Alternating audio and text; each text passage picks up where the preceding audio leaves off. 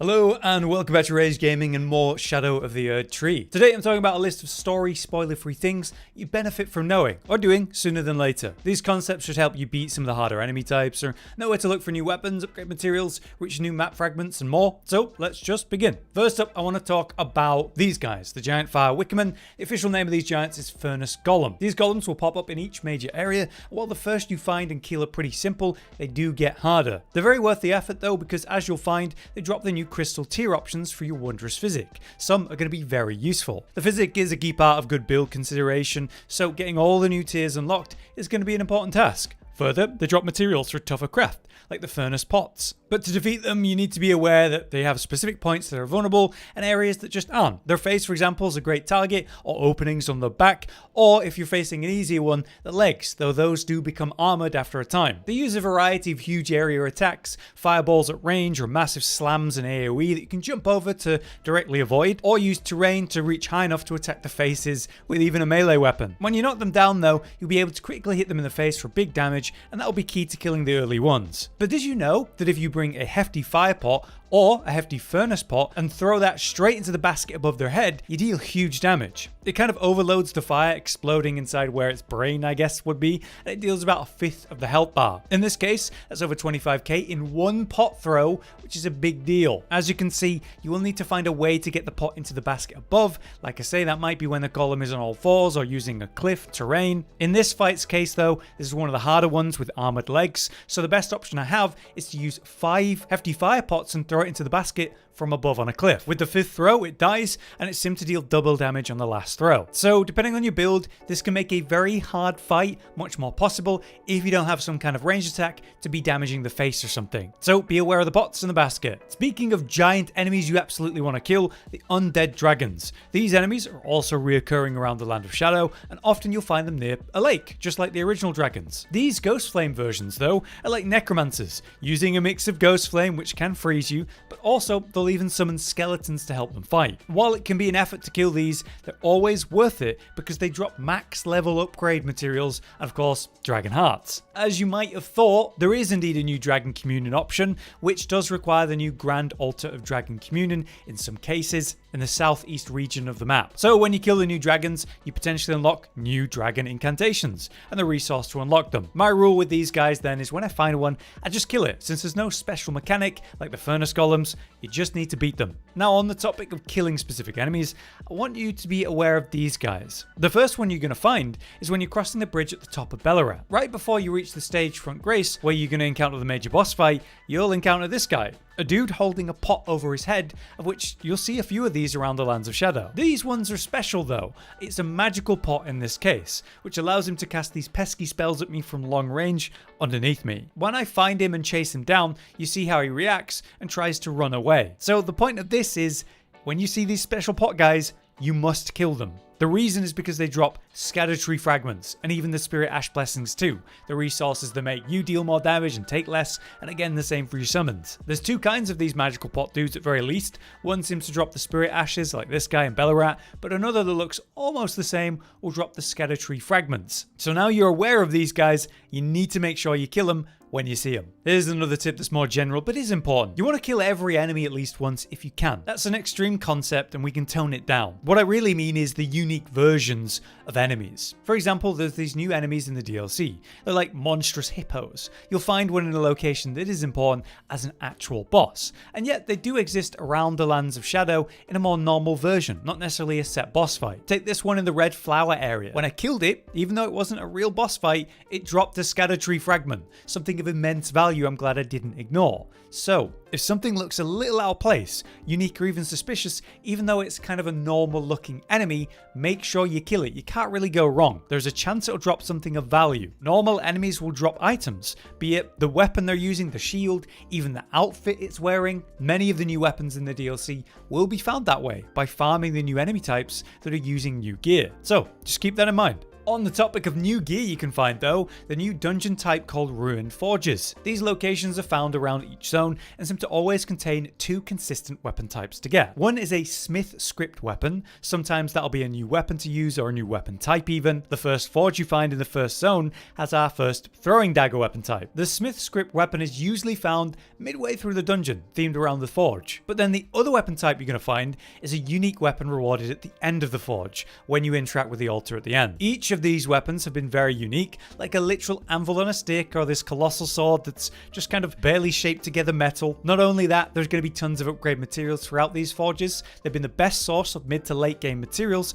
to get a new weapon upgraded for me. It makes sense. There needs to be tons of this stuff in the DLC because, you know, we're accessing a lot of new weapons and gear that's going to need upgrading for the first time. So if that's a goal for you, I'd recommend these forges in particular. Alright, so speaking of weapons, here's a fast overview of where to find the new 8 weapon types. So, starting from the Scorched Ruins, which is just northeast of the Gravesite Plains, we're going to head northeast to this building here, where we find the Backhand Blade. Easy. Next, from the starting position of the Gravesite Plain, we're going to head southeast into this wooded forest. Somewhere in the center of that is a wandering naked NPC who will attack you on sight. He has the Beast Claws weapon type, so if you defeat him, you'll get your first ones. Next, for the Great Katana, we're going to head north from the Gravesite Plains, all the way again to where I told you about that dragon in the lake. On the ground is a just kind of normal item drop, it doesn't seem special.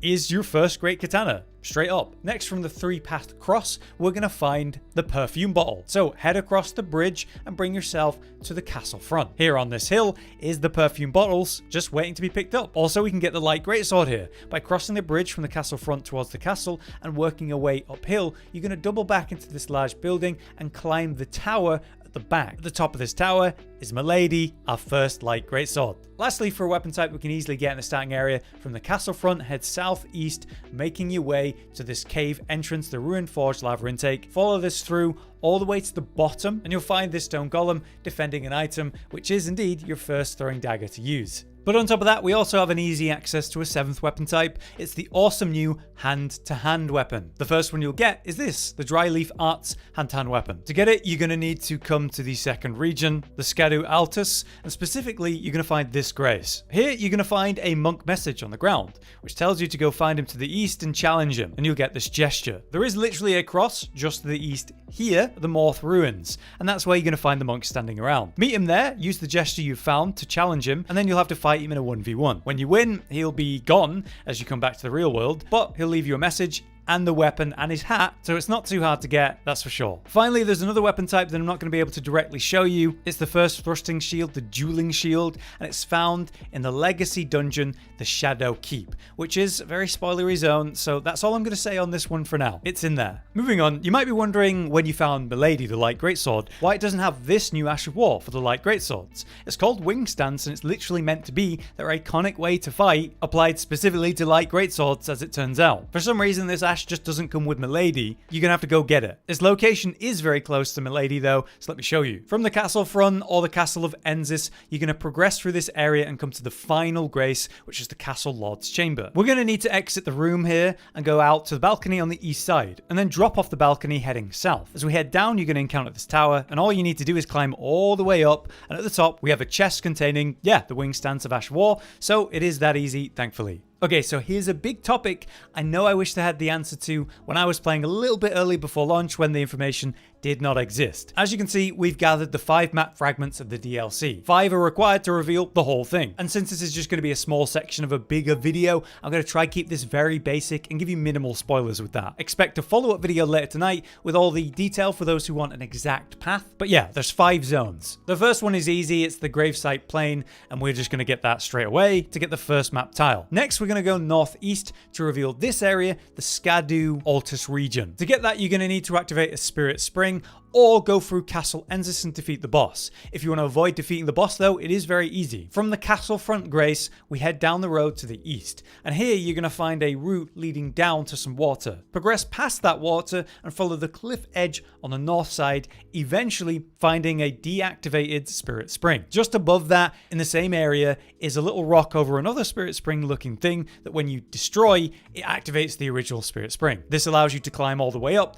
to a place called the Fort of Reprimand, which which you can just easily leave, and you're now in the Scadu Altus region. How about to the south in the Cerulean Coast? This one's a bit more hidden. Again, from the Castle Front Grace, we're going to go down this path and head east and head down this kind of rocky pathway that leads down to this water. This time, we're going to go past the Miranda Flower on the southwest side, heading through a cave that brings us to this grace, Elak River Cave. From here, we follow the river down, which eventually leads us all the way to here, bringing us to another grace, which is called the Cerulean Coast, and that accesses this region. Next up, we have the southeast region, the Jagged Peak, which is actually behind a boss fight. Again, from the Castle Front Grace. This time we're going to head southeast following the main road, leading up and up and up until you hit this grace, the Pillar Path Waypoint. You'll hear an NPC speaking and moaning here. You follow this valley down southwest until you come to this cave entrance called the Dragon's Pit. Simply progress through the Dragon's Pit and defeat the boss there. On the other side of the boss room,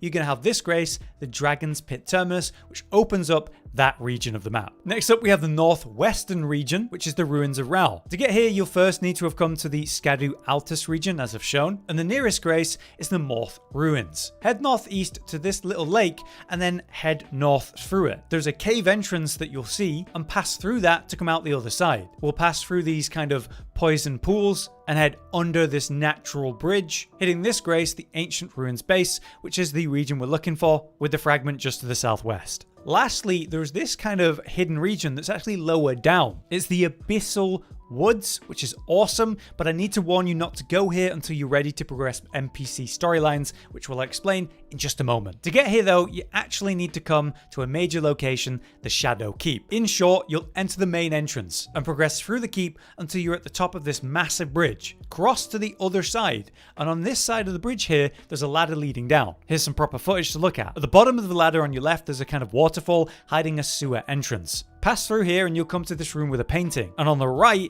there is an illusion wall you can break. At the end of this illusion wall path, there's kind of a suspicious looking coffin you can climb into. Do so, and it'll bring you here, the Castle Watering Hole. At which point, you head to the southeast side of the waterhole to another grace. Then we head south, following the water all the way down. There's another grace on the way. Following this path, you'll come across the Village of Flies, but instead of going there, continue to head down until you come to this lower section here, where we can find the Dark Light Catacombs. You'll need to complete the entire catacombs and pass to the other side, which will bring you here to the Forsaken Graveyard, at which point you can pass to the southeast to go get the map fragment. And that's how to reveal the whole map. Finally, two quick tips that I want you to have in mind. First is a warning. Progressing the game to the Shadow Keep entrance, as I mentioned, will progress in-game time as it were. Basically, all the NPCs exist in phase 1 to begin with, and then when you approach the castle entrance of the Shadow Keep, something happens, an event occurs, and time progresses. The NPCs will now progress to phase 2, which will result in new events and the moving around. Maybe you want to avoid that until you're happy with what you've done with the NPCs, and if you didn't know that, you might accidentally go near the Shadow Keep entrance and progress it. So there's my warning. The other final tip is to do with that concept. I want you to know that you can happily explore around the early legacy dungeons or whatever legacy dungeon you want, but I think it's a good idea not to throw yourself against the major bosses there until you're ready. Often that will be tied to coming back later with higher level Shadow Realm blessings or a better setup for that fight. You can go to every major zone, as I've just shown you, without fighting any major bosses. I think that's great design. It's a good idea not to burn out against a really hard boss that's even overtuned for you if your blessing level is low. You can go to them, do them when you want, come back later, and that's no issue. Knowing you can do that, I think is very freeing, and I recommend it. But there you have it, a nice list of useful concepts, details, and locations to consider. I hope that helped. And if you guys have anything suitable I did not mention, you can drop it in the comments. Until next time, I've been Hollow, you've been you. Thanks for watching.